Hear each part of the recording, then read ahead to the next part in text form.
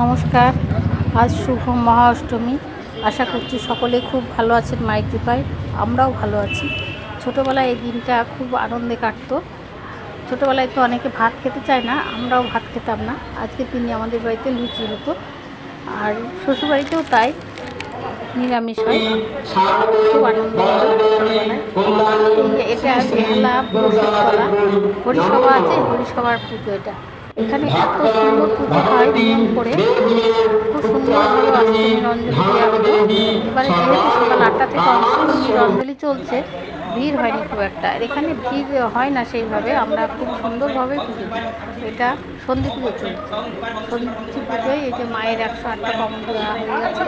এবারে আমরা অঞ্জলি দেওয়ার পরে আরতি শুরু হলো। আরতি হয়ে যাওয়ার পরে এখানে রত্নপুজো জ্বালা হয়।